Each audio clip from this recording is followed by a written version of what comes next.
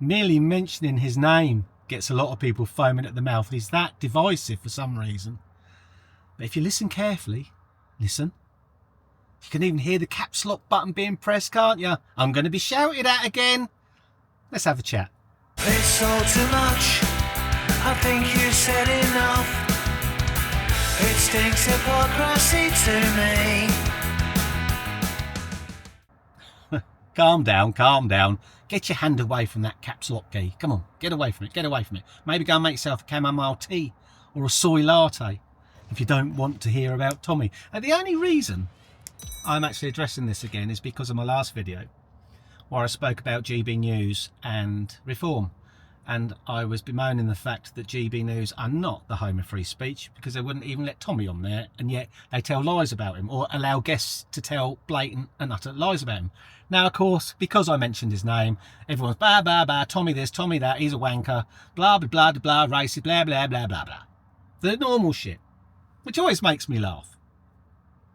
And I'll tell you why, because normally, forget about the comments on my channel, I don't care what people say, I'm a thick-skinned, don't matter, fill your boots, say what the hell you want, but remember I've got the right to reply as well, hence doing videos like this one. But there is actually a twist to this video at the end, so because we're actually going to be talking about something that's in the news right now, and you'll understand why I've gone this route. But anyway, yes, you talk about Tommy Robinson, either on YouTube or on Twitter or anywhere, and more often than not, the first thing that people will comment will say, Stephen Yaxley Christopher Lennon. Like, because they know his real name. I'm like, yeah, so what? I don't understand what point you're making. So you know his name. Big deal. Do you know why he's called Tommy Robinson or why he called himself Tommy Robinson? Do you? Well, some of you say he brought it on himself because he was protecting his family or trying to protect his family. He had to go into hiding and stuff, so that's hence the name change. And it's irrelevant. I don't see it's got any relevance whatsoever. Then the next thing, of course, is racist. Again, great one. So what's Tommy Robinson's, what do we call it? Meaning, for, what is he at? What is he speaking of? He's speaking of Islam, isn't he? Islam isn't a race, for a start. And when people call him a racist, they actually can't cite at any point where he was racist. There's one caveat which I'll come to in a minute. But he can't be cited as racist. No one can find it, apart from every now and again you get someone that shows these Twitter, what supposedly Tommy tweeted. I think it was only about 6 months ago. I tend to watch on Twitter. I don't tend to say too much on Twitter.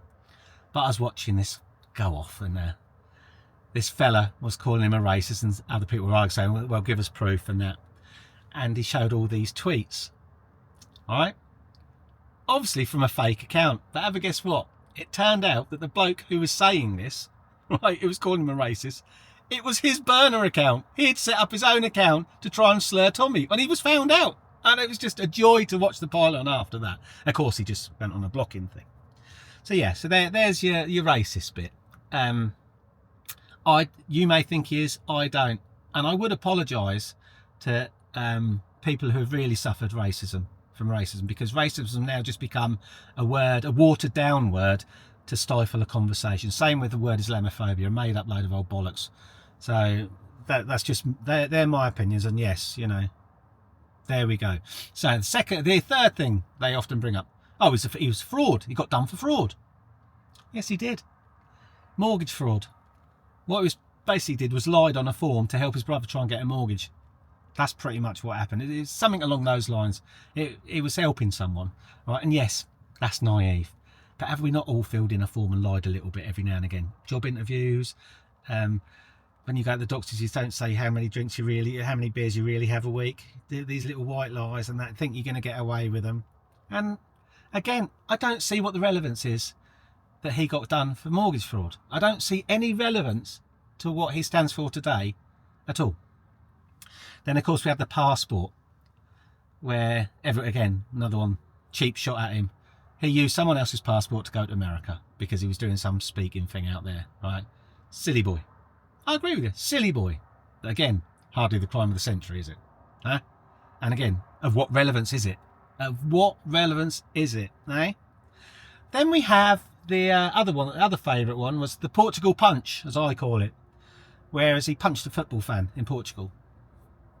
Did the mainstream media actually tell you what really happened there?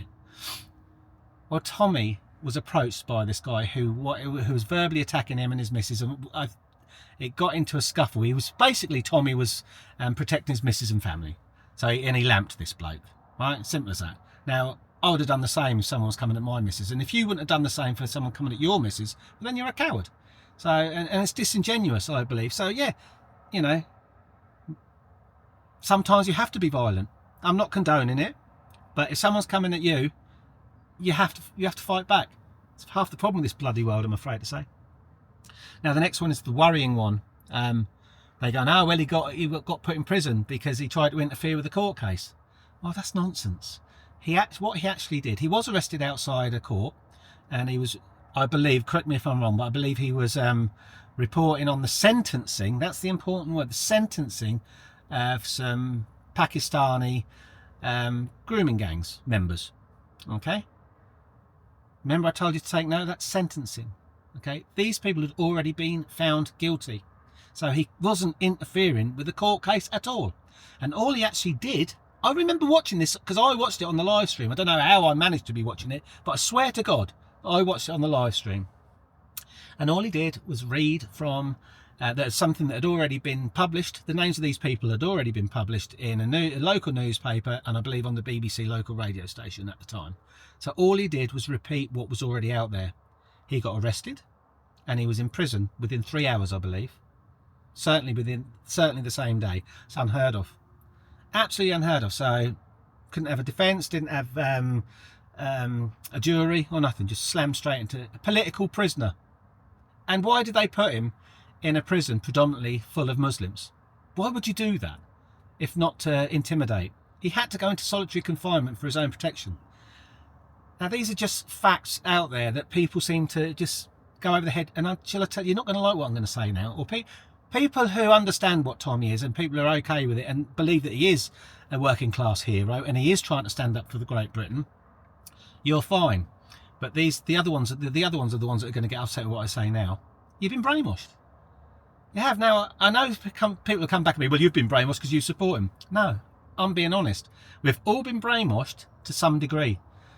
When we went to school, my generation, so I would say anyone 45 and above is probably of my generation where we would get punished at school. We were taught to think for ourselves. We were taught to come up with different solutions and, basically think for ourselves. We weren't indoctrinated. These days, people are indoctrinated. So they get brainwashed a little bit earlier in life. And of course, up until recently, we only had terrestrial television or satellite, whatever. Just television. We didn't have the internet as we know it today. So we were easily manipulated. You might think we weren't, but I'm saying I was as well. We all were. Some of us just were manipulated more than others. And unfortunately, a lot of what's said about Tommy and others is just what they want you to think. It's what the mainstream media want you to believe. Rather than actually tell you the truth about what happened, they don't. Now, he's not my hero, but he is a hero. I hope this will make sense. He's got bigger balls, right, than you and me and everyone put together. That bloke is brave. Okay, it doesn't matter whether you agree with him or not. He's bloody well brave. He gets attacked on a daily basis. You might not know that because, of course, BBC's not going to tell you, are they? No, of course they're not. But he's clever in one way because he videos everything. And you see, this is again why he goes to the gym every day and he has to keep himself pretty buff because he gets attacked all the time. And again, it's this thing, you're a racist, and no one can say why he's a racist. It's media-led. It's what the media want you to believe. What he's actually doing is he's standing up for Great Britain. His biggest thing, obviously, is the grooming gangs. And this is another one that gets on my tits, where people play whataboutery. Why is he just doing that demographic? Why isn't he talking about Catholic priests and all that lot? Well, because he's not talking about Catholic priests, are you condoning that it's okay? Are you saying, well, it's okay for Pakistani men to groom white girls? Is that not racist? Because they always target white girls, young white girls.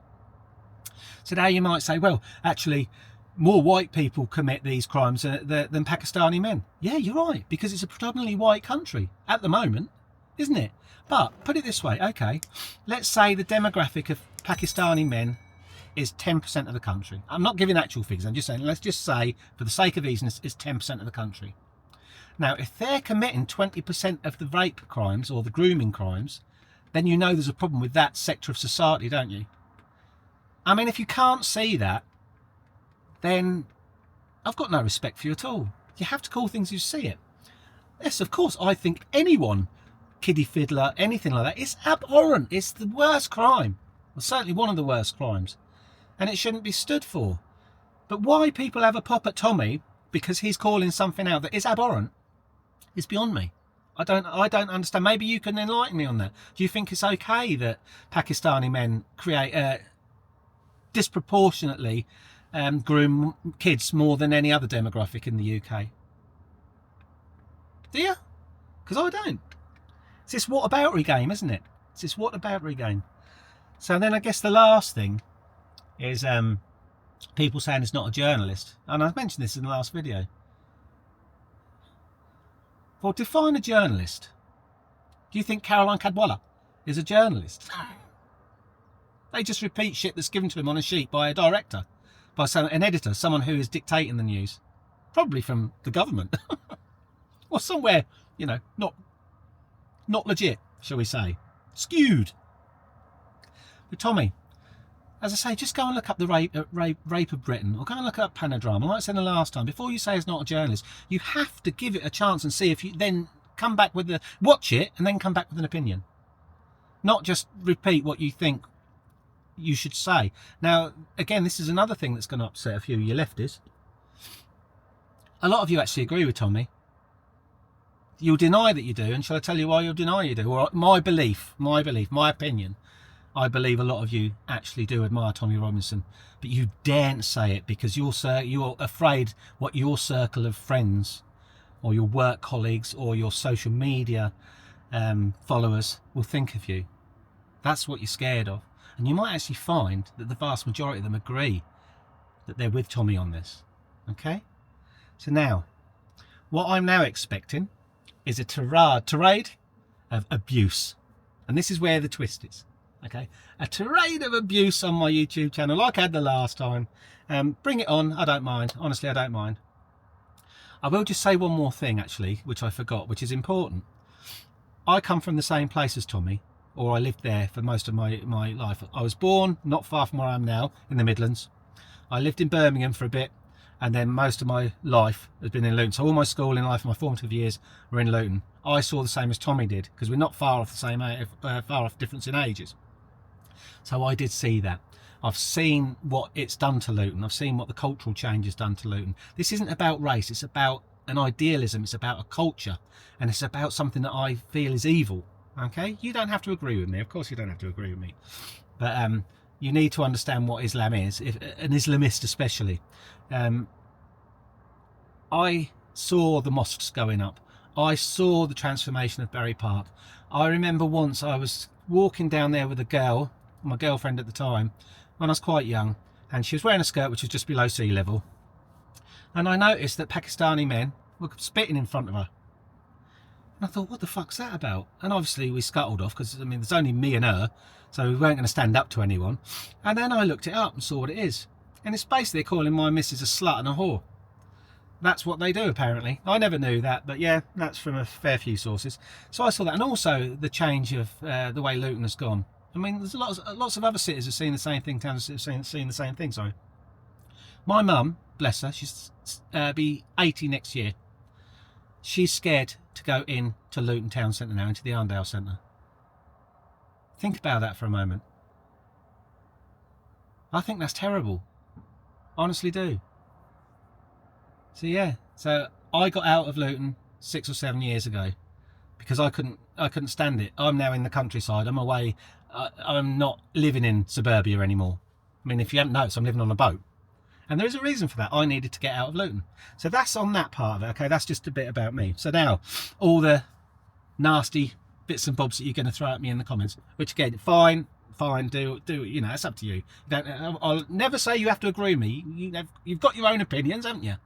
Sometimes I just think people are a little bit misguided, or they're too biased.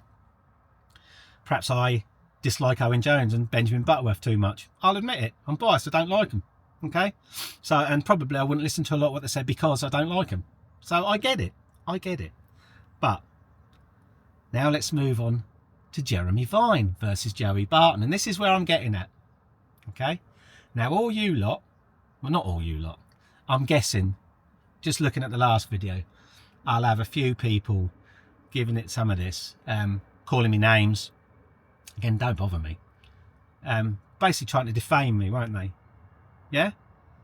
Jeremy Vine is suing Joey Barton for defamation because Joey Barton called him a bike nonce, okay, on Twitter, and then followed it up a bit and saying, well, if you see him outside a primary school, phone the police. And of course he's taking a piss, okay? Jeremy Vine has a load of money, doesn't he? This is why he can afford to do it. Now, there's a lot of you egging on Jeremy Vine saying, yeah, of course he should take him to that. It's defamation, you know. Jeremy Vine is upset. All this shit, yeah? You agree with him? Okay, what if I take you to court? What if I had money to take you to court for slagging me off because I like Tommy Robinson? Okay, you try and defame me. Do you not see how it backfires on you there? That's my little twist to it. Do you understand that? Because I think it's ridiculous, because also people have got to remember that Jeremy Vine called Alex Belfield the Jimmy Savile of trolling. So he basically called him a nonce as well, didn't he? So they both called each other a nonce. Big deal. Get over it. Get a room. But it's ridiculous that Jeremy Vine is able to take people to court, and he's the biggest shitbag in the world, isn't he? Hey, there's probably some of you out there fawning over him, creaming, masturbating over his face. He's a big actor. He's a massive attention seeker. A bit like myself. He's like, oh, I've got COVID again. Oh, I might die. Oh, Alex Belfield. Oh, I'm so upset about what he said. Oh, Joey Barton called me a bike nonce. Oh, how am I ever going to survive? I wish people would just grow a pair of balls. And that's my video.